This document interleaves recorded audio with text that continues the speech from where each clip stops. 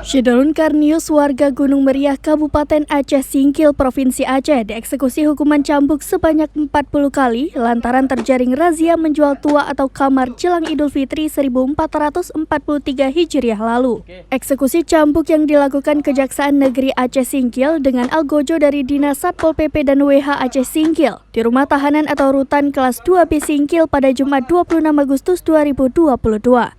Karnius diputus bersalah karena melanggar pasal 16 ayat 1 Kanun Aceh nomor 6 tahun 2014 tentang hukum jinayat oleh Mahkamah Syariah Aceh Singkil. Kepala Satpol PP dan WH Aceh Singkil Ahmad Yani mengatakan, kasus itu merupakan yang kedua kalinya dilakukan oleh terhukum. Sebelumnya Ahmad Yani mengatakan, pada tahun 2019 terhukum Karnius juga pernah dihukum cambuk lantaran menjual kamar jenis tua. Kalau di Kanun kamar, itu tapi kamar itu ya dia tua. Tua yang sudah difermentasi, yang sudah mengangkat di atas 2%. Itu memabukkan ya? Memabukkan. Itu sebagai penjual atau pemakai? Iya, yang kemarin itu sebagai penjual, dan di tahun 2019 pun beliau sebagai penjual juga. Berarti ini yang kedua kali ya? Ini yang kedua kali kita tangkap.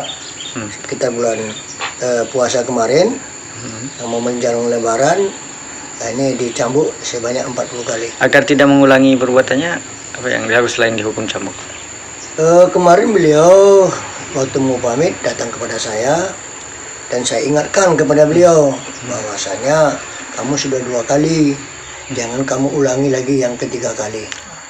Imbauan Pak agar tidak terulang lagi bagi masyarakat lain Pak? Ya, kami himbau.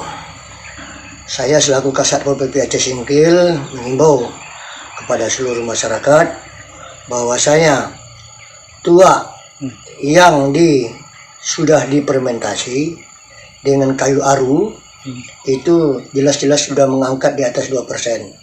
Jadi mohon kiranya jangan ada yang memperjualbelikan tua tersebut, karena tua tersebut adalah melanggar di Kanun Aceh nomor 6 tahun 2014 di pasal 16. 39. Dari Aceh Singkil, Dede Rosadi, Serambi On TV.